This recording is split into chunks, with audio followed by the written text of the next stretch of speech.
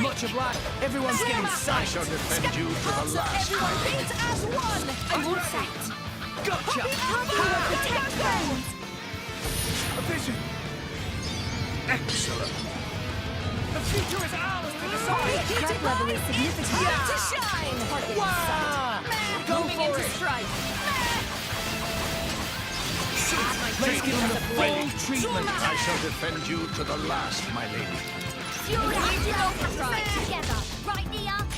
This power of Black power. Fizz, break.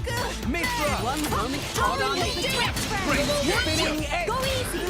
Now, I can keep going. Drill. Now I'm double spinning edge. Avian spin. Let's rock 'em up. Zoom out. I shall defend you. Give us a hand. Go for it. I'll show you what Mira's taught me. Flame combo, third stage. Dang. Found them. Super awesome. Master Part. Why not? Stand together. Stick together. Stand the weakness. Tora can do Gotcha. it. Tora will Miss show her. one moment to call on me. Puppy, Hold your horse, rolling Why here? Rex, pull yourself together. Stand up and fight for the power of Papa. Thanks, Nia. I shall defend you. Not you. Just like that.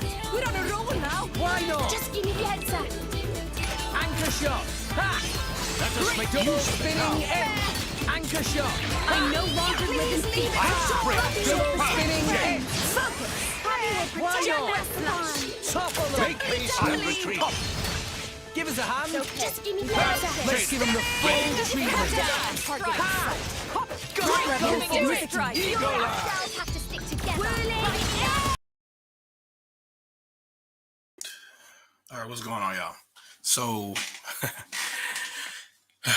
what an interesting week it has been. So, I'm going to, not really sure who's going to make the call, if anybody's going to decide to jump in here or not. But I just wanted to calmly introduce what's going on here. So, there's a lot of, what's up, ASAP? I see you in the chat. But yeah, we'll let some folks wander through and we'll try to go from there. So, but it's definitely been an interesting week per se. So, just bear with me. Let me know. Chat. Let me know how my sound levels are, if they're good or not. If I need to get closer to the mic, let me know. Just go from there. So.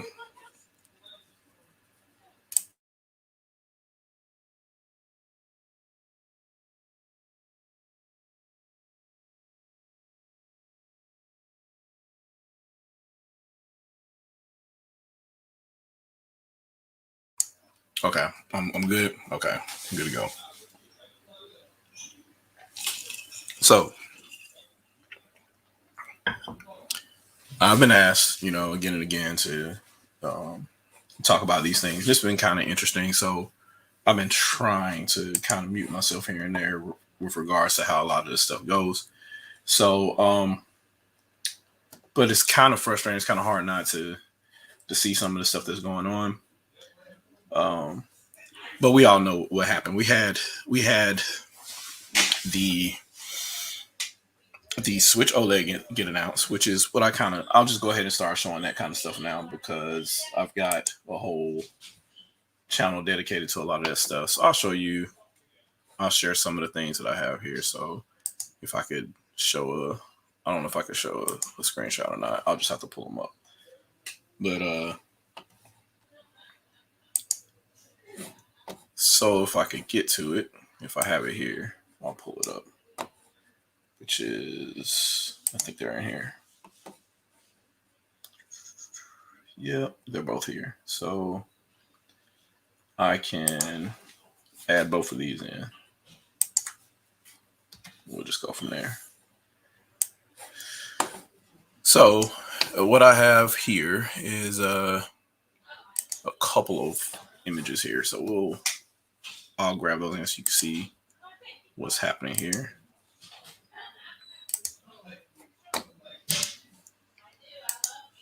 So if y'all look on here, I got should I do this? And obviously, overwhelmingly, this was requested several weeks ago, and there was a reason why I held out on it because a lot of details changed and whatnot. There was a lot of the excuses changed a lot. So by the time that I was getting ready to say, "Hey, look, that's quite not right," they moved on to the next goalpost to say that a Switch Pro was coming. So yeah, it was kind of hard for me to stay on top of that. That was clearly a moving target. Literally every day there was a different excuse as to whether that was going to be a thing or not. So yes, I will talk about that today. In addition, I believe if I have the other one here, I can move on. And I think there's another one here if I could get to it. Yeah, this one here. And do you have a current subscription to Xbox Live Gold, which is another situation I wanted to talk about as well. Between that and Game Pass, where people are right now. So Switch Pro, more like Switch No. I see y'all. Yeah, it's just one of the interesting things. But I kind of wanted to go there, and since the Switch Pro thing was kind of the most requested, I'll go with that, and then we'll try to talk about that as much as we can at this point. So yeah, so with the reason why this is kind of interesting is because the whole Switch Pro situation has been basically what's been fueling a lot of the attacks that have been happening with regard to Switch OLED, and obviously the game that launched with Switch OLED, which Metroid 5, Metroid Dread. So you've got people coming up with all kinds of excuses, talking about whether the game is worth $60 or not, and I've got just so many different avenues of arguments that occurred here. Game Idea Guy did a live stream about one of them that actually I provoked. I probably shouldn't have, but it was just funny just kind of seeing people's thought process and how it kind of broke down once they realized, hey, he's not here for that, but I still want to let him know I'm on this team. So I have to tell him that I'm on this team and why I'm not on the other team. And I'm like, the whole point was both of them are pretty bad, but why are you caping for one and not the other? Like, both of them are problems. And the goal is to have games created at the lowest layer possible, so you get the most performance and the most bang for your buck out of whatever console. And it's also that's what makes a system what it is. A console will never be more powerful than the maximum potential of a PC. But as long as you cater down to the nooks and crannies and how that system works, that's how you maximize that system and get magical things to work on them. Not necessarily magic, but it's more, hey, you're catering to low end switches that are on that, for lack of a better word, on those platforms, and you're able to make things happen that otherwise would not be spoken for if you just looked at it on the spec sheet.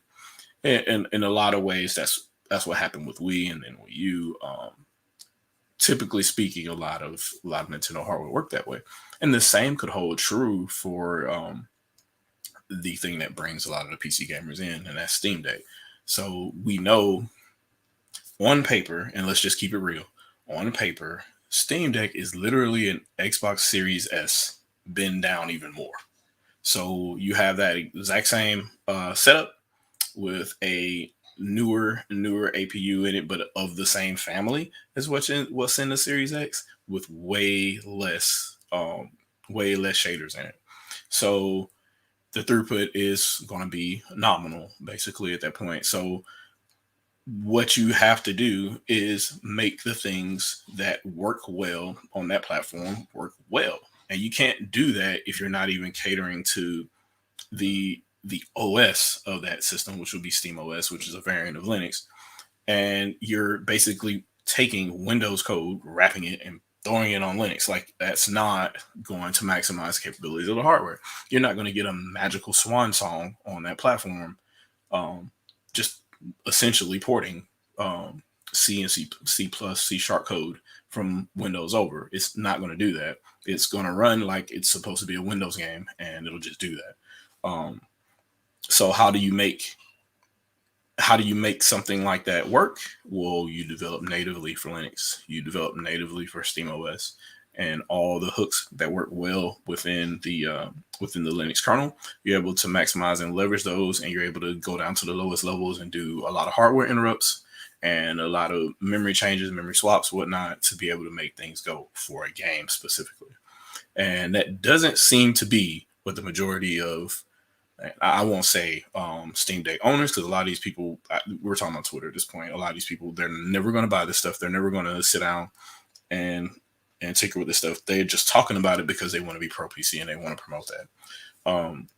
Even if they do get one down the line, are they going to be spending a whole bunch of money on SteamOS looking at all these different games? If a game that came out that was Linux only, but it was $60 or whatever, are they going to spend $60 day one to buy that specific game? They're not going to.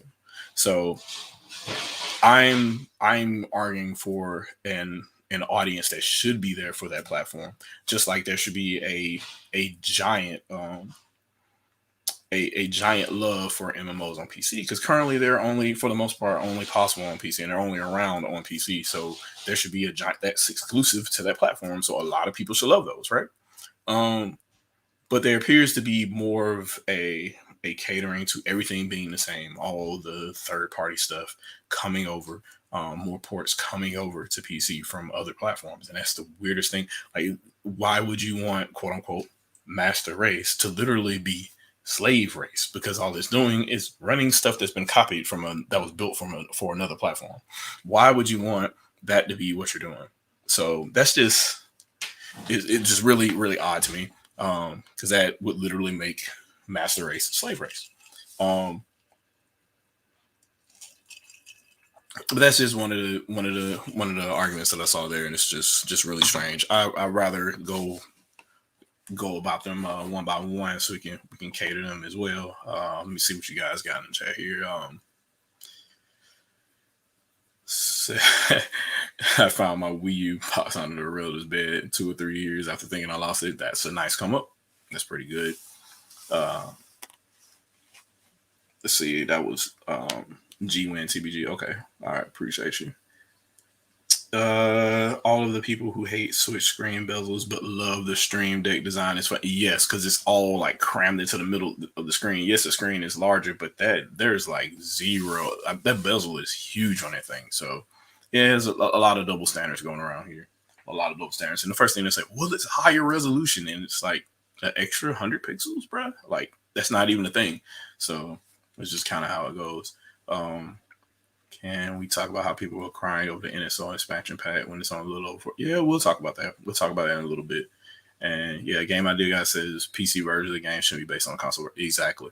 Like back in the day, Call of Duty and Medal of Honor were their own thing on PC. If you wanted to play a Medal of Honor Allied Assault, you needed a PC. There was no console version.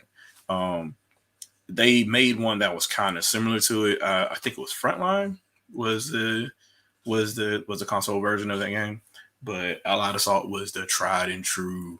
You're on Normandy, watch everybody die as you try to make it to this beach. You know, Saving Private Ryan type. That's literally what that experience was, and there was nothing that was equivalent to that on consoles then at the time.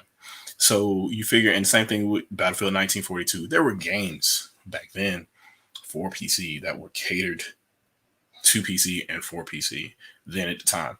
And there was no way of emulating that then at the time because it was developed specifically with that in mind. So that's my whole, and I hate having to look like, because and when I say stuff like this, it's like, well, but I thought you defend Nintendo. And I'm like, well, no, I just speak the truth regardless of what it's about. It's about the technology. So, and if you're a fan of the technology, then you should be caping for what it's best at doing. If you're just going to say, hey, look, I'm going to be a defendo for PC, then you should be bragging like a mug about how, hey, we got MMOs for days over here. We got, these other type of indie games that, do certain things. Like if there are indie games that do things like mess with the file system on your PC, and you have to navigate through the file system to figure out what it changed to go back. Those kind of like 4D chess type variants inside of a game. Um, those are little nuggets and little callbacks that I think are kind of smart if they're done in the right way. And those things can only be done really on PC because for the most part, consoles are pretty much locked down and you can't see the file system on them. So it's just little nuggets like that that I think should be the advantage, and you should be able to talk about them from every platform because every platform has pros and cons. So talking about all of them. What's up, good Shepherd? I ain't seen you in a while. Good to see you back online, man. Good to see you back online. That's good stuff. But the whole point is to be talking about what are the pros and cons for all of these, because all of them have pros and all of them have cons. And so when I mention a pro that flies in the face of a certain agenda, people get their feelings hurt. So when I do stuff and say, hey, look, you shouldn't be bragging about Proton, which is a wrapper. It's similar to Wine on Windows, on Linux to run Windows applications in a container so Linux can run them properly. It basically separates all the Windows code out and everything that needs to run on the GPU. Hey, go to GPU and run and bring me back something and I pretend to be a Windows machine and then we're able to run a game kind of situation. That's obviously not going to be as good as if somebody built a Linux game from scratch, which is the point, right? We want native stuff. We want native stuff for Steam Deck. We want native stuff for Switch. We want native stuff for PS5. We want native stuff for Xbox Series S and X. Like if you're going to play games, you're going to play them specifically for that hardware, technically speaking. But now you create your own argument where you say, well, since you mentioned Switch streaming a game and Proton in the same statement, which is true, both streaming and Proton are both implementations on both platforms that are not native, and that's not good for either one of those platforms. You're going to then try to draw the distinction between Switch streaming Kingdom Hearts and Proton running on Steam Deck and try to prove how Steam Deck is better, which is all that is just a self-report to just say, hey, what team you're on, and it doesn't matter what I say to you. You're pro this. And that's hilarious to me. That's part of what Game Idea Guy was pointing out. Andre was trying to say, hey, look, y'all fell for a trap. He was basically trying to get you to tell on yourselves, and you did. So why continually do that over and over again? And then when I show you, hey, I never said that. I never said that either one of these is good. I never said that I was drawing a comparison between these two. I'm just saying this is a fact. Neither of these are native. And then, well, you said hypocrisy and blah, blah, blah. It is hypocrisy because you say, hey, look, I want Switch games to run native. But at the same time, I am totally excited about Steam Deck having to use Proton to run games. That is hypocrisy. Because if you want games to run native, you want games to run native everywhere. Similar to how I mentioned, you should be using all of the DirectX drivers and whatnot and everything that you need if you're going to run an Xbox game because it's built on Windows 10, Windows 11. If you're going to be using everything for Horizon OS and all the low-level APIs for NVN if you want to build a Switch game, right? You don't say, oh, well, I'm going to build this computer game and then try to shoehorn it in to Switch. Like that isn't what you do. And the same thing for Steam Deck. Why? I know that's the API. Oh, we got Sandstorm in. Let's go ahead and get them in here. We'll go from there. What's going on, Sandstorm? What's going on, man? Much. But yeah, I looked at this and I didn't even realize it was like an actual link to me. Oh yeah. So we're just in here talking about generally the thread that I had up. I could go ahead and share it so we can kind of have a reference for people that weren't. I mean, a lot of the people that follow me are probably not going to follow my day-to-day on Twitter. So I'll bring it up here if I can, so I can kind of show you guys what it was. But that was the general gist of me talking about stuff being how can I say this, native, if you will, on Switch versus Stream Deck or what have you. But since you're here to ShadowCast, we don't really do anything like anything traditional or give a true intro. Like it's completely random for me. So the only thing that I make mandatory on ShadowCast. You just tell me what games you been gaming, and that's it. Let's see. What games have I been playing? Obviously, Metroid. You know, that's the big boy right there. I'm still going in Cyberpunk, man. That game is just I think I'm at 300 hours just about. And then Diablo Resurrection. Those 3 games have been taking up my time pretty much. Yeah, Diablo. Yeah, definitely. So I was wondering how those would go on Switch per se. If they're any good as far as like, do they use touch controls or anything like that? Well, I as far as Diablo goes, I actually bought that for the PC just because. Oh, you got on PC? Yeah, okay. I definitely started it. But honestly, I mean, I'm pretty sure the Switch can handle it no problem. Even one of the cool features in there is the legacy mode. So you can switch between the newer Unreal 4 engine graphics, and then you can go back to the old legacy. Yeah, I think that's really cool. Actually, I actually prefer to play it that way over playing it new. I don't know. There's something off about it being new, and just like the attack ratings and all that other stuff. But I like the way the legacy looks, so that's the way I really play it.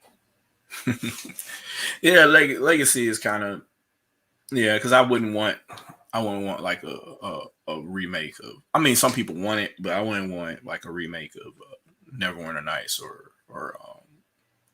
the original Baldur's Gate or anything like that. I mean, because to me, that experience was the way the original graphics were, and I know there were some attempts, I believe, to port the game to different later versions of both macOS and Windows, and they upgraded the graphics somewhat and whatnot. But that original experience, going from a black screen to booting up the game for the first time and rolling your dice to start your character, that's just one of those things that, and I don't think most gamers have even really dealt with that, to be honest with you. I mean, I think the dice roll is hidden behind a lot of modern games now. You don't actually get to see it. And change it and get to see numbers and see how you build your character stats or base stats and whatnot, and then go from there. Right. It's just one of those different kind of games. I was trying to pull up my most recent. Basically, Metroid Dread has drowned everything on Twitter, even on my own original. Like, I'm just looking at every post that I created, and it's hard for me to. There were so many back and forths that a reply will show up as an original tweet for whatever reason, and that's crazy because I'm not looking at tweets and replies. I'm just looking at tweets, and it's still showing up, and that's just kind of crazy. But I forgot where I posted this originally. Yeah, so I'm gonna have a hard time finding the actual. I was trying to show it so people wouldn't get lost, kind of, because the original comment was about, hey, look, guys, y'all out here talking about what runs native or not, because I mean the usuals that run in the circles or whatnot, saying, hey, well, Kingdom Hearts isn't running native on Switch or what have you, and I'm like, bro, it's kind of funny that y'all talking about that, but then when you talk about Steam Deck and everything, y'all good. So. It looks like I finally found it. I don't know. I probably use Anthony Anderson gifts so much, probably doesn't matter at this point. So yeah, I got him up here on the screen right now. So yeah, it was this original tweet here, I think, that started the majority of the mayhem. So you got this guy right here. So, noting the sheer hypocrisy of putting down cloud version of Switch games for not being native, while simultaneously trying to champion Steam Deck using a wrapper like Proton, also not native. Like, it's just why do those kind of things, man? And the amount of soreness in the amount of soreness here is just amazing to me. So amongst the retweets and some of the replies were amazing, because instead of any of them noticing what I said here, all they did was pick a side. Yeah. Like, the whole point was, you shouldn't pick a side. They're both bad. So it's funny because they were really trying to dismiss the argument in itself, and was like, but this one's better though. This one, Like, no, it's not. Like, they're both bad. You want, and they're like, well, and then I got to the point. I was talking to one guy. He's like, well, it's been known that Proton runs better in certain games, better than somebody building a game from scratch for Linux. Are you sure? And they're like, oh, well. And then the actual argument was about Windows versus Proton, saying that Proton runs games better than Windows. And I'm like, that may or may not be true. Windows, depending on the PC and the installation that you have, Windows has a lot of bloat. So yeah, it wouldn't surprise me if a certain Linux installation would run better than a certain Windows installation. That might be true, but that wasn't the argument. The argument was, hey, will the Proton version of a game run way better than if somebody built the game from scratch for Linux? And that just, of course, that leads to crickets, and they don't really have an answer for that. So that's just so frustrating to me. And I say it as plainly as possible, which is probably the worst part about it. So I wanted that to be clear as far as whether or not the entire conversation was starting from a certain angle or not. It's just, look, this thing is true. Neither one of these implementations are native for either platform. So it's just really frustrating to see the amount of mental loopholes some people have. So, but yeah, that one's done and dead. So I'll leave that guy alone. But that was just kind of the majority of what you kind of see. And I guess the other issue was, Sense gonna drop out for a minute, but the other issue is, so Game Idea got talking about OLED, can it run at 4K? The original Switch game. So if you guys look back at one of the other videos that I put out a while back talking about Nintendo Switch and the actual specs for the platform, I think it started because there was a conversation between me and Terminator Juice, I believe, where I was conversing about the platform needing quote unquote better graphics or whatnot, and that's when I said, technically speaking, the DisplayPort unit within inside the Switch, the actual display driver, it utilizes DisplayPort, not HDMI. And I'm looking at all these YouTube videos talking about, well, it's using HDMI 2.0, so that means it can use 4K. No, the system has to be able to support that. No problem, Sandstorm, not an issue. The system has to be able to support that. What's the point of having HDMI 2.0 if the DisplayPort module inside of the Switch didn't support 4K or anything higher? Internally, the system, the chip or the DisplayPort copier and the DisplayPort module that uses USB-C at the bottom of your Switch has DisplayPort 1.2, and DisplayPort 1.2 has enough bandwidth for 4K 30 frames per second or for simultaneous 1080p streams, be that via video or what have you. The video output of that device supports 4K. We're talking about the launch Switch. We're talking about a Switch that was developed in 2016 and launched in 2017. It is capable of that. There aren't many changes between the OLED and the launch and the revised Switch, which we we like to call the Switch Lite put in a bigger case, which was technically the Switch Pro, because that was the revision of the hardware where it was actually die shrunk. So, and all it was done for was extra battery life and whatnot. So it was HAC 001-01. That was that model.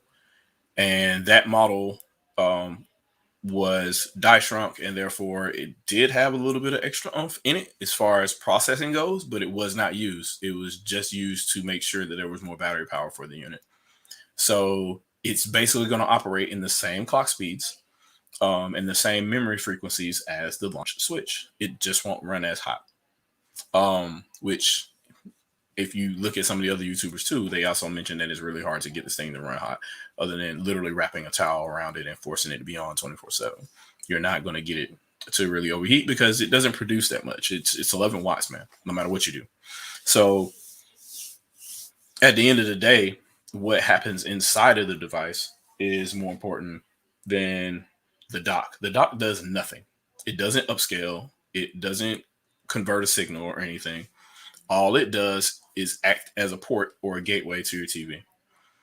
The chip inside the Switch console itself that you hold, I don't know if I have mine over here or not. I think I do. But inside the Switch console itself, and I'll explain to you how it works. So inside of the Switch console, like right about here, there's a little module here. And inside the little module, it goes all the way down here to here for USB-C. So and it's kind of hard to do this in mirror. But anyway, so USB-C right here, right? USB-C carries the signal for DisplayPort 1.2, USB 3.0, which is also backwards compatible with USB 2, which is why you get two USB ports, USB 2s out of it and a USB 3, as well as HDMI. All of that goes across the same signal. And it's really simple concept if you know what the part is. And I looked at the part and I put the part up as well in one of my posts. And I actually have that up right now, if you can see. So right here, this guy, that is the actual part that's inside of the switch. This is the matrix switch that's in here. So right inside of this little pin right here, on the other side of this connector, is this part. And this part does exactly what I'm saying right now. It's a 6x4 matrix switch. And you get 5 gigabits per second from each signal, up to 4 signals on this one diode. And this provides you what you need, which is why I was laughing at Wall Street Journal or whatever that guy's name is. I don't want to talk about Mochizuki anymore because he clearly had an agenda of what he was trying to do. But obviously he didn't know what he was talking about. And so clearly if Nintendo wanted to, say they wanted to make a real simple game or whatnot, and just to say, hey, look, we have 4K games, they could do that. And they could do Hulu 4K or whatever and just have that display in 4K because the chipset in all these platforms supports it, even the Switch Lite.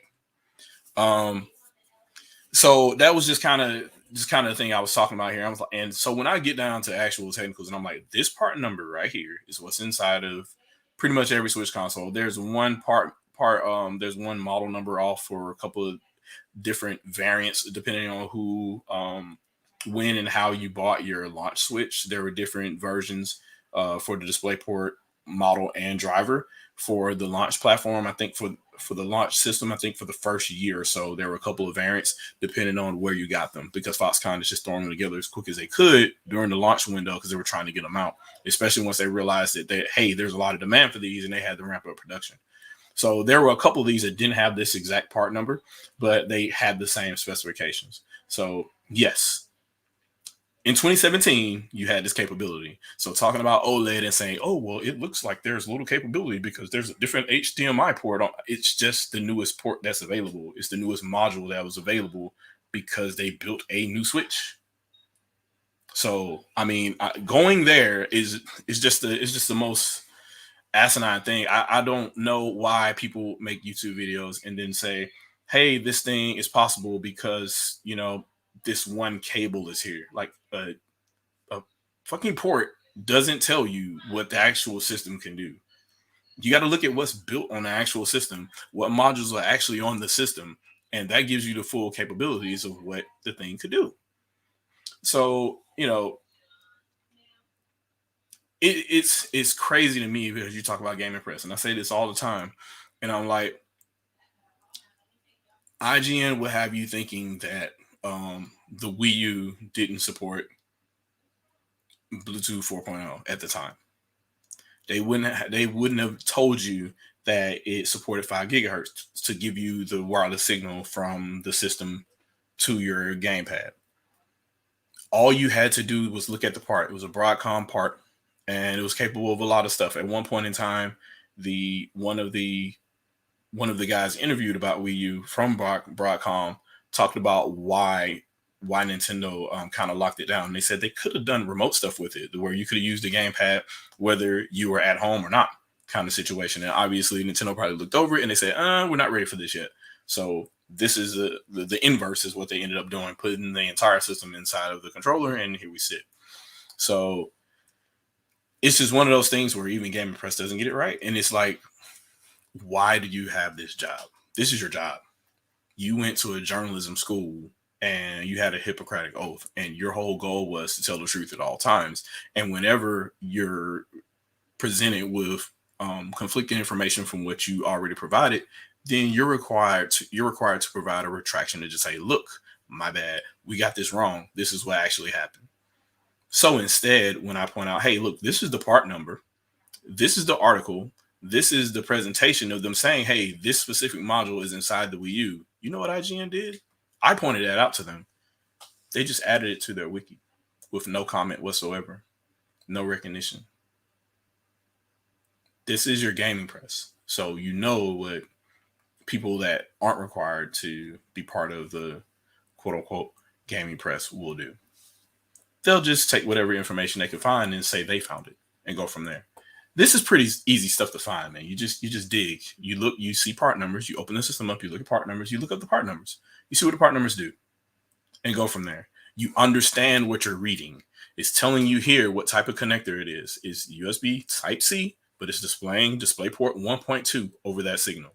I'm not lying to you. You can read this for yourself. Look at other devices that it supports. Ultrabooks, all kind of tablets. So I just, it gets frustrating, but I felt this needed to be talked about because it hasn't been talked about for a while. And the CPU inside the Wii U, so that's still, that would be a long story. I think I need to do an entire podcast on just the Wii U specs, because there's still so much that people don't know about that system. They're still trying to identify shader blocks on that damn thing, still to this day. So, yeah, we'll we'll table the Wii U discussion from now. I know Let's Switch Games want to talk about it a lot, but by me talking about that, we could be here forever. So, but just to show here the different channels and whatnot. So you got the 1.2, 5.4 gigahertz switching, and then they tell you the bandwidth, the total frequency at 3 decibels. And you got one USB 3 only, one lane of USB 3, and two signals of DisplayPort 2, two of DisplayPort 2, which is 1080p, or 4 channels of DisplayPort 2, which is 4K. So any of this could happen. All you have to do is increase the voltage here. Boom. Too easy. 3.9 volts and you get 4K. So all in all that meant at that point is Nintendo just needed to create drivers for 4K mode. And that's no problem. Let's Switch Game. I see you, man. It's okay. It's not a problem. That's what this is about, man. So it's Q&A. I just really don't have time. I don't have time for Wii U at this point. If I do dive down into that'll be a real long time. But I do want to do one going forward just to talk, because that's such a mythical beast that a lot of stuff needs to be addressed regarding that. And there's still a lot of stuff that's unknown about it because nobody wants to talk about it. Renaissance, they won't answer any questions, and they're wholly they're just under NDA, and they won't speak about anything. And I'm like, this system has been gone for years, and y'all still don't want to answer any questions. I guess maybe Nintendo has a future deal with IBM or something, and they don't want that team to give out any information that may be beneficial in the future. Or maybe they're trying to emulate Wii U or something at this point. They don't want to give out too much information going from there. But generally speaking, that was kind of some of the arguments that I was seeing here that was killing me, and I don't understand. Like, so I had Modern Vintage Gamer on here. Oh, I have a lot. I put a lot of memes on here, so bear with me. But so MVG is being killing me because he recently he put out a little video that kind of bothered me. And yes, I am enjoying Metroid Dread, guys. So I definitely enjoyed it. But he put out a video about 5 days ago, talking about the Switch OLED. He's reviewing the Switch OLED, right? And he's talking about it. Then he comes up with this foolishness, which kind of bothered me.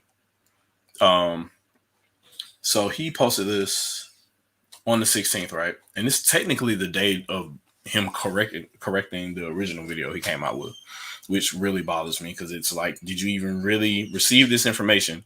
But I posted a comment immediately. It's time he put out this video on the 11th. I posted one on the 12th. And so he was comparing. He was trying to say, so, hey, there's a Ethernet port built into the new Switch OLED dock now, right? So that means that it should be able to run it at least 100 megabits per second or 1,000 megabits per second if it's a gigabit port or whatnot. Lo and behold, to him, the only thing that enables that is the USB-C from the Switch itself. Because as I said, the dock does absolutely nothing. It is literally dumb. It's dumb as rocks. All it is just a chip in here to spread the love of what the actual console already does. It's just like, hey, console, I'm extra ports for you. And that's it. So for whatever reason, he decided to do a test. And so he did a network test to say, hey, look, you know, the Ethernet port on the back of the Switch OLED dock is it's kind of slow. I'm only getting, 70 something megabits per second, which is actually good for him. In my area, I won't get no more than 50. So it depends on your CDN partner and whatnot, but I'm guessing he's slowly getting to this conclusion. So he asked me, hey, look, well, he doesn't ask me, but he mentioned, say, hey, look, well, the Xbox over here is doing over 800 megabits per second and whatnot. And I'm like, do you not understand why that is? So I post in the comments and I just say, hey, look, that's infrastructure, dude. It's going to be 50 megabits per second up or down, regardless of what you do, no matter what you have. The wireless itself, the module, again, I can look up part numbers again, the wireless module inside of the Switch, this guy right here, 802.11ac with the theoretical maximum of around 500 megabits per second. There's some twerking you can do to get it above 500 megabits per second, but why put it in this way? Because now what you're doing is you're trying to say that the hardware itself isn't capable, or the NIC on the Switch OLED isn't capable, when there are people with faster speeds from USB dongles on their Switch, because it depends on where you live. It depends on what deal Nintendo has with their content delivery network and the people they partner with to be able to relay data to you. So depending on where you are and where you do your test, you can do a Wireshark test to Nintendo CloudFront to figure out where their gateway, their authentication happens, and figure out what the speeds are there. You can do a speed test there. You can do a packet test. You can send your packet up, send it back down, and see how fast that is. And generally speaking, it'll be around 50 megabits per second up or down. Whether you're pulling from them to pull the test packet, or you're sending one up to see how long it takes to come back. That's generally speaking, that's about how fast it takes on average, based on what I've been seeing, what I've been testing, and what other people have been testing for the Nintendo Switch since day one. And to be honest with you, it's been a thing going all the way back to even Wii. On Wii U, it was about 25 megabits per second until the end of the generation, and it moved up to about 50. And since, Nintendo Network merged with both Switch and 3DS, and then at the time, those speeds were comparable across all three platforms in 2017. So talking about the hardware on the Switch and what the capabilities are, you look at the part number of the actual NIC that's on the Switch dock, and then you know whether it's gigabit or not, or whether it's 10100, and then you know whether or not it can do a certain throughput. You don't sit there and do a network test and then say, well, it looks like the Switch dock doesn't really. Come on, man.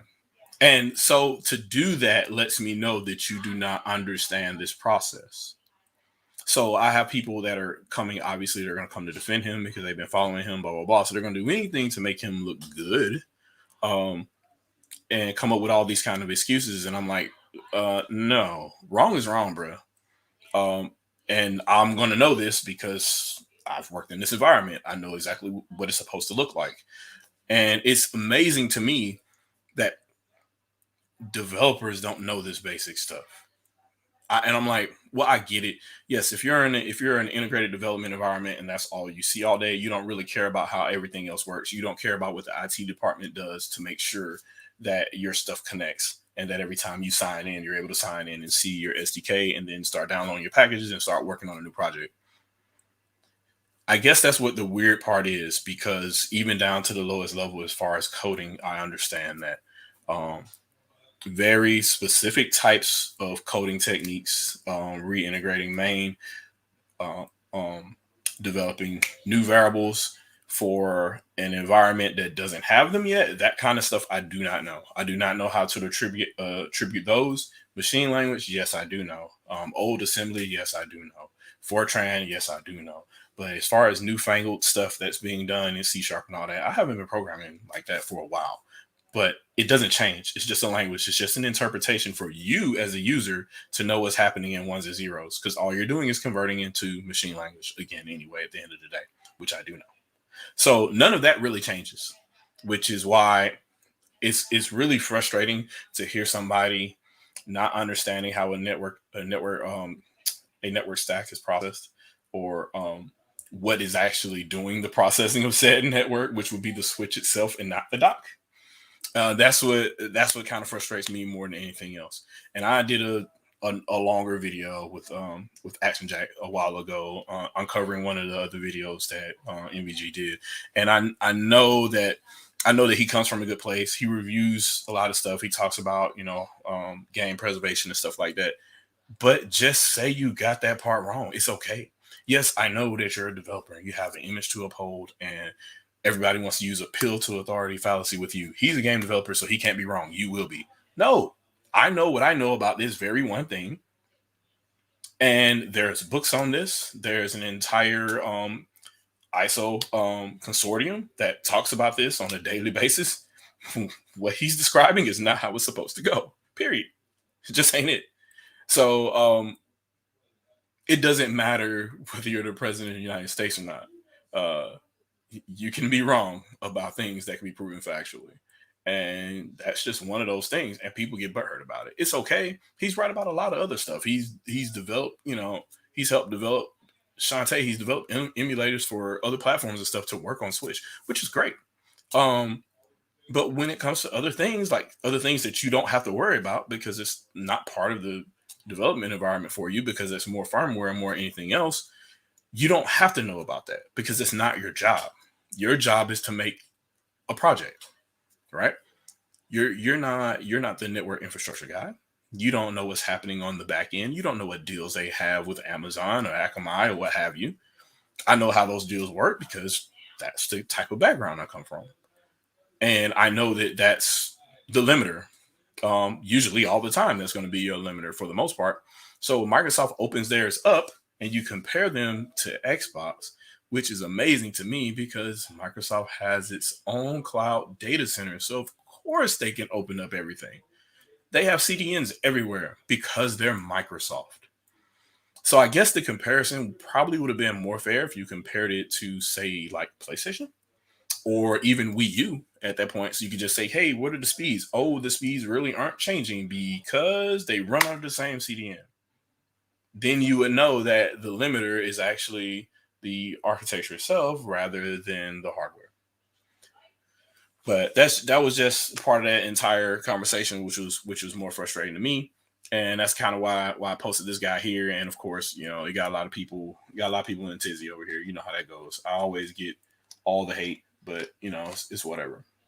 I just point out the most common things. It's nothing that should be new. If you're going to have a conversation about technology, if you're going to quote unquote review hardware, review the hardware. If you don't understand something about it, just say, hey, look, man, this dock here, I ran some speed tests on it, but it doesn't look like it changed anything. I don't know if it has anything to do with the dock or the Ethernet port or whatever, but these are my results.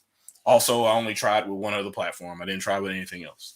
Just go from there. Like, don't do that and then jump to a conclusion that isn't right. And then when I point it out, whatever, then magically we don't even talk about it. You just say, oh yeah, I talked about it before, and it's clearly the infrastructure. It's so slow, and Nintendo needs to do something about that. And if you're paying $50 for that, and I'm like, you're paying $50 for the rental service that you vocal minority, asked for. You asked for all these games. This is where I divulge into that conversation because people were asking when I was going to get into talking about Switch Online. Yes, now you're paying $50 a year for basically what you guys said you wanted on PSN and Xbox Live, right? You wanted, hey, well, I want to be able to have my virtual console and eat it too. So now I'm subscribed to Virtual Console. Well, yeah, because now you got NES, SNES, and N64. As a bonus, you got Genesis too. So basically, what you're doing is once you sign in to Nintendo Network, you now have everything that's available for that virtual console. You don't have to buy them a la carte like you did on Wii U and Wii. So all the stuff that you had on Wii, if you had a game on Wii or Wii U or whatever, you don't have to go through this convoluted process of trying to convert all of them. You just sign in and boom, here you go, and you got it. And if you have a family account, obviously it's way cheaper per user. So you're talking about $10 a user per year. I mean, you can't really beat that with a stick. So I really don't understand the complaints. You're just saying, "Oh, it's so expensive," and I don't understand the fake arguments as well. Because then you start saying, "Oh, well," one of the things MVG said was you're comparing it against a library of PlayStation games and Xbox games that come with that $60 subscription. I'm like, if you catch them, that's the thing they don't tell you. If you catch them, you can't just go and download all of these once they're available for that month or whatever. If you do not download them, they are gone. You cannot get them again. Once you download them and you download them with your subscription and whatnot, yes, you can play them forever. If your account is current, you got to keep them. Just like for Nintendo Switch Online, you got to stay subscribed if you want to play the stuff, which is fine, well and good. But in addition to that, you got to find a window on PSN and Xbox Live. If you don't download them in time, you don't get them for free. So it's not a full library for free. At any moment in time, you can go and download all of them. You cannot. And I think that's one of the issues where it's more of the, my conclusion is to say Nintendo's quote unquote solution is worse. So here's my argument as I go. Instead of stating the truth of what's actually happening, Microsoft is giving you a great product with Xbox Live Gold. It was really good for a time, but now a lot of the games that are quote unquote free that you can grab aren't really that good. And there's a reason for that. They're trying to pimp Game Pass. The same reason Sony is trying to do their own streaming service, PS Now, what have you, versus PSN. The games that you get once a month aren't that good. And for him to say that there is a breadth of first party titles available, no matter when you sign in, is a little bit laughable. I almost missed the window for a couple of games on PSN, and a couple of the ones that I wanted to get, I had already bought anyway. So it's just one of those situations where I felt more slighted than anything, because I'm like, hey, this game is straight up free, and I paid $60 for this like this year. That hurts, but okay.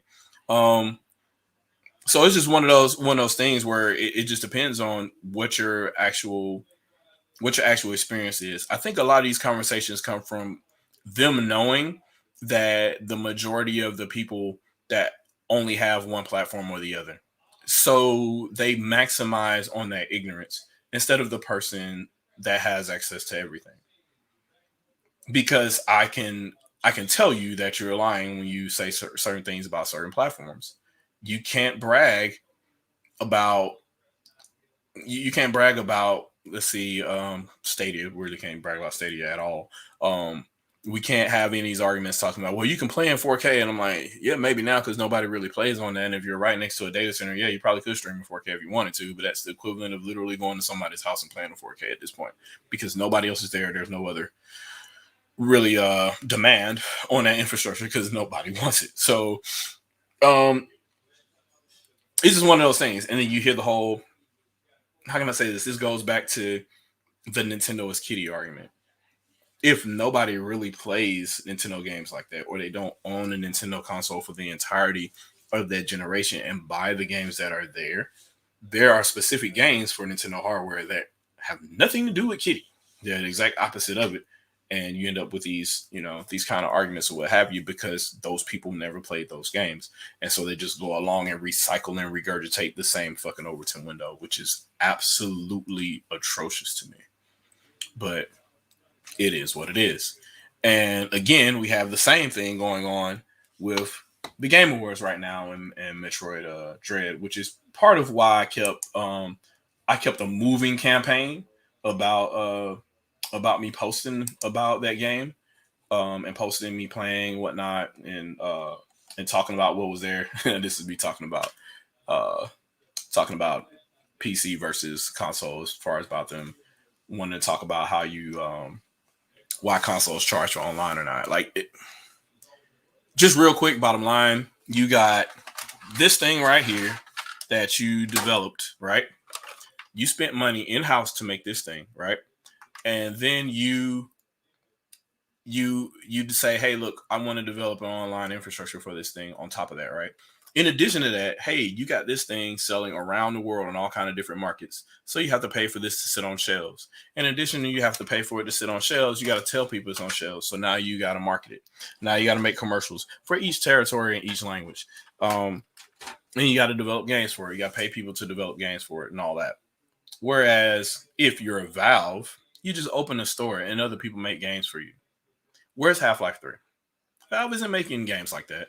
They come up with some stuff here and there. I don't even know if they had any part in Half-Life Alyx, if I'm not mistaken. I'm not sure if they just helped in publishing that or not.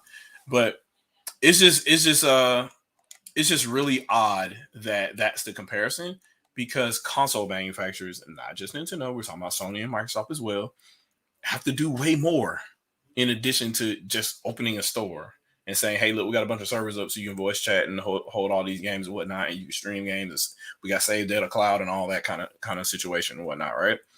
They also have a box sitting on shelves that they have to sell. They have games that have their label on it that they have to sell. They have to make money off licensing for third-party games to sell on that platform, which means they have to cut deals with third parties. They either have to pay them or take money from them and work all these other kind of deals, in addition to having an online store. In addition to having to pay Amazon or, Azure or whoever else to host all their data, to make sure that you're not pulling all your data just from Redmond, Washington. If you live in Atlanta, you pull data from Atlanta. If you live in Houston, you pull data from Houston. If you live in Philly, you pull data from Philly. That's what those deals are for. And that's why they exist all around the world. It's why Akamai makes so much money. So you either develop it yourself, which is impossible because you can't be everywhere all at one time just for one product, or you work a deal with the existing companies that have all this stuff around. It's why Netflix works so well. It's why you're able to start streaming, and no matter how bad the hardware is you have and whatnot, at the time you could have streamed Netflix on Wii and it would have been the maximum 480p or whatever, and it would look great. Even though the Wii was pumping out a full 88 megs around, you were able to get full bandwidth on that platform because you weren't downloading the entire movie. You were streaming it next neighbor who was closest to you at that resolution. And you're literally just copying it over as a short hop, because all networking is negotiating the nearest hop and how quickly you can pull that data, or if there's a copy of that data here, so you can merge with another and pull it together, which is why streaming became a thing anyway. You're taking a compilation of data blocks on one stream at a time instead of taking one massive file, because bandwidth isn't there yet in the United States. Our bandwidth is horrible. This is why the streaming technology became a thing to begin with. So I digress. But that's part of the conversation, and that's why, excuse the rant, but that's part of the conversation and why I get so frustrated about some of these arguments, because a lot of them really don't stream from what the actual issue is. You got people out here just saying that Metroid Dread shouldn't be a $60 game, and I'm like, what are you talking about? Like, it's a Metroid game. It plays like Metroid. Metroid was $60 or $70, depending on when and where you bought that 32 megabit cartridge. Then at the time, for a Super Nintendo, heavily revered as one of the greatest games of all time. And then you have one of the sequels to it, 2 games down, Metroid 5 right here. And you got a lot of the classic little things sitting in here, and it has a lot of the same qualities. So why wouldn't it, if it's made just as well, not be worth the same amount of money? And it really doesn't matter anyway, because anybody will pay for anything that they want for whatever amount of money. Animal Crossing sold 30 million copies for its price, and its price has not gone down. So you'll get maybe a discount here and there on eShop, but you go to a store, you're paying full price for it. So, and same thing for Mario Kart as well. It's just one of those things where Nintendo games hold value. Nintendo games will continue to hold value, and there's kind of nothing you can do about it. People want to complain because they want to compare them to other platform holders who have no choice but to devalue their games, because otherwise they will not sell, and they won't come close to selling the same amount of numbers as Nintendo games do. But yeah, so there was a bunch of conversations going back and forth about Metroid Dread, which is just crazy to me, because half of these folks, as Ash and Jack mentioned, these folks can't even play this game. They over here complaining about it being hard. You got David Jaffe out here talking about, I didn't know you could shoot the ceiling. And I'm like, dude, like at the very beginning of the game, it told you, I remembered clearly, hey, there are invisible blocks for you to shoot. And I'm like, why are they telling me that? This is a Metroid game. I know this already. And then you get to that spot where you need to do it, and dude is over here on struggle, and he's like looking it up and then saying, oh, I need to shoot this block right here. That's bad game design. I'm like, bruh. The original Metroid did this. What are you smoking? Like this is nothing but a tribute to the original game, and you're here really clowning this, saying it's a bad decision. You're the same guy responsible for God of War? Really? Really? This is what we do. And the truth is, just like I was saying about the Game Awards earlier, a game like this that is two-dimensional from Nintendo. We're not talking about Celeste. We're not talking about Hollow Knight, because those are revered for other reasons. They're indie developers that already had networked in. They already rubbed elbows with publishers and journalists and whatnot. So they were already favored. Celeste had the other angle as well, because it talked about mental health. So you had that angle as well to sit there and say, hey, look, you know what? This is a very important game, because it had this type of mindset to it, where you had people that hated games like Meat Boy, but were playing Celeste because it was marketed to them this way. And that's not hating on Celeste. Is a great game. But that's not hating on it. But clearly people were looking at that game, I won't say for the wrong reasons, but for reasons that they used to play a game that they normally would hate if it was just a strict platformer like that. If it was just a super tough platformer built on you dying repeatedly, they would not like it. Because a lot of people, unfortunately, are social creatures, and they're built upon purchasing products based on approval. And if the game has a socially approved backing, other people are going to purchase that game for said social reasons. So that's just kind of frustrating. So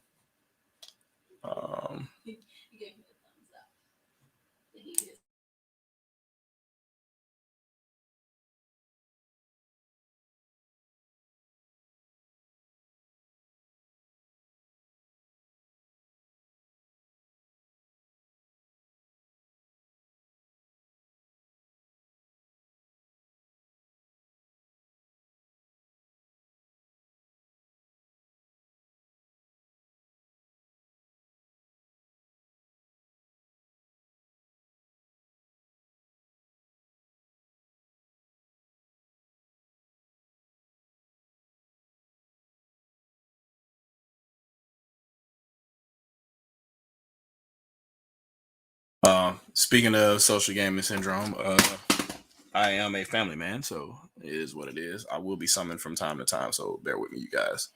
But no, yeah, and Andre has it right in the chat. Yeah, social gaming syndrome. It's one of those things where, you know, people play games because other people play games. Look at Fortnite. It's just one of those things.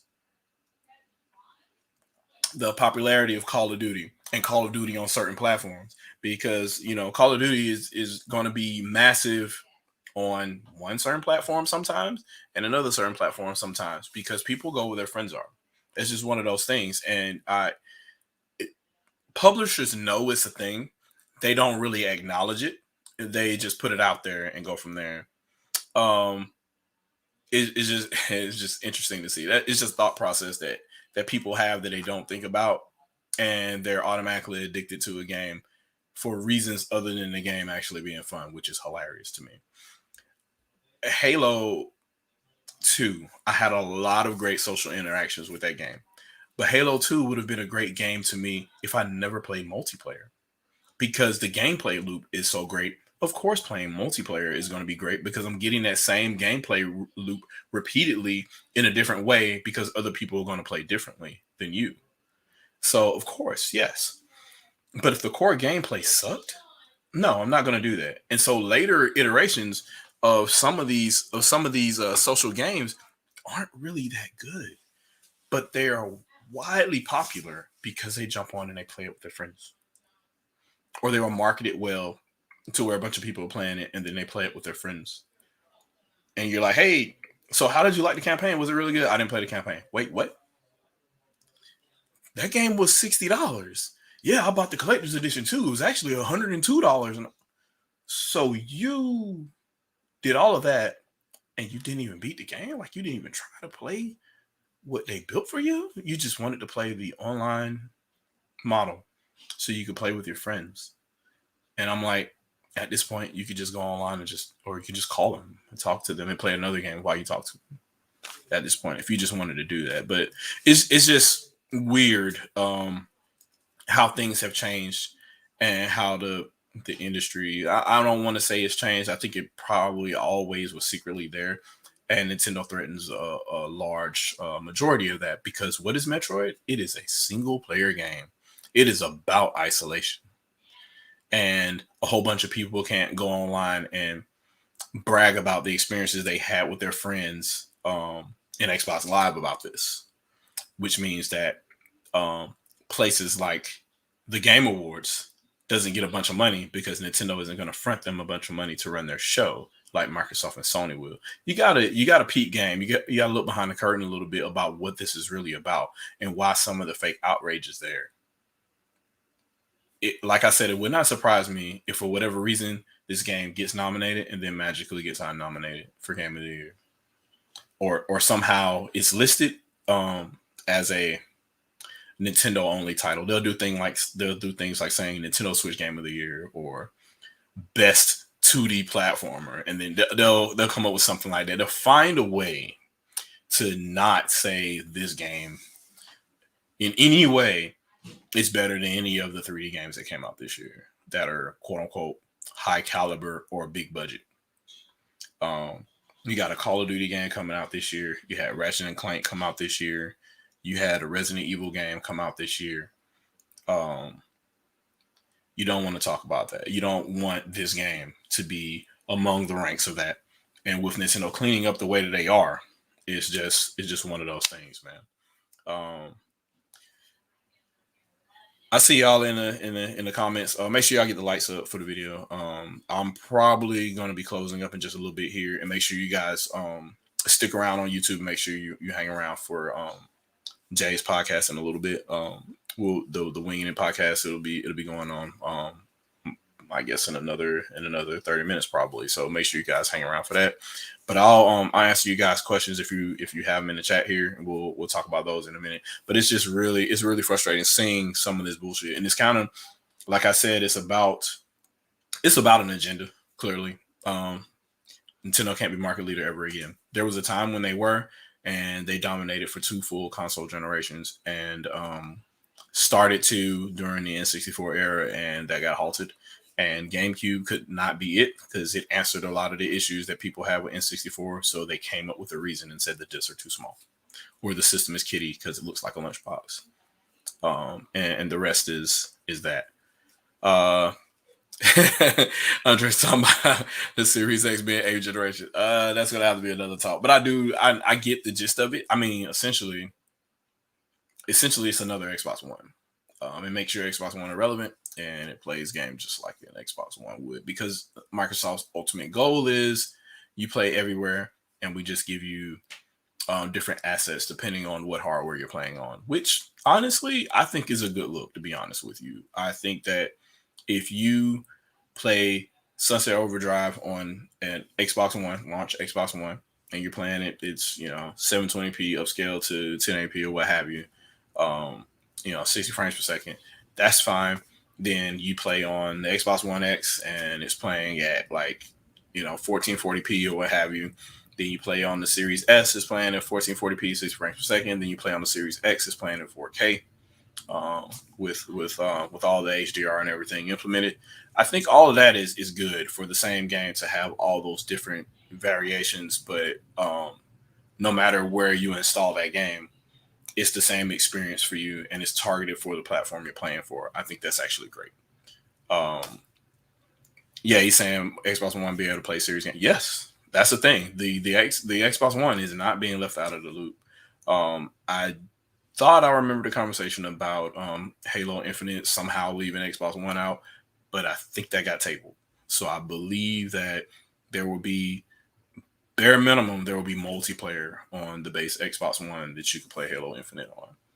Microsoft needs as many people seeing this game as possible. So obviously it's going to be on PC, it's going to be Xbox One, Series S, and Series X. So there's no reason, especially since they have to support the Xbox One, because if the Xbox One X can support the game and run the game really well, and it's the exact same hardware, I mean, as far as CPU wise anyway, as the base Xbox One, it's kind of a weird scenario. So yeah, I would say definitely in a way, the Series X is a 8th generation console with that, but that's not necessarily a bad thing, because Microsoft's way.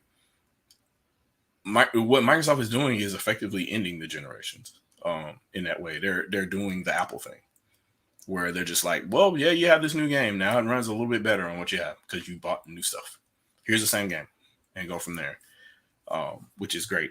And I see Jay in at the minute. Yep, and he's already doing the shameless plug. Yeah, y'all catch the Winging podcast. Y'all hop on in a little bit here.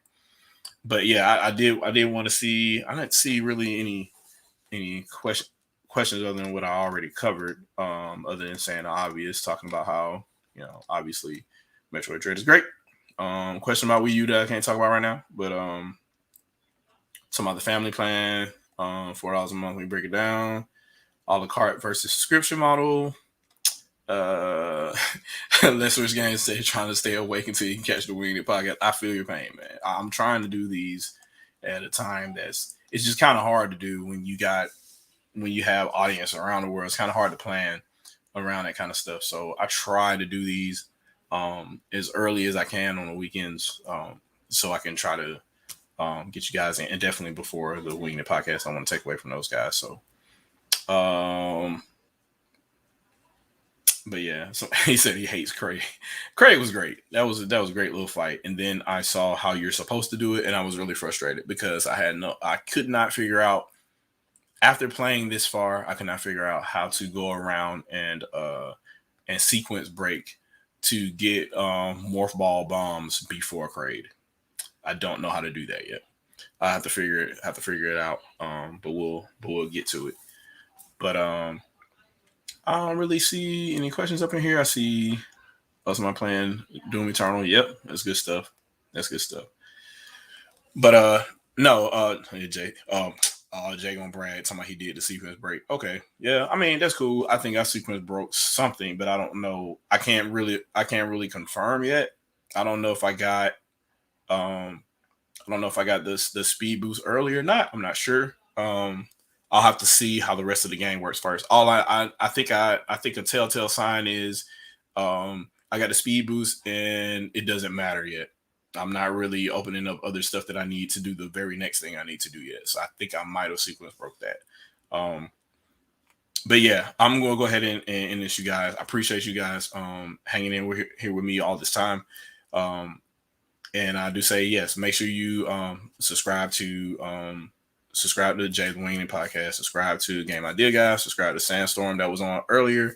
Make sure you subscribe to Action Jack as well. And subscribe to Vicky, Professor White. And yeah, I'm out, man.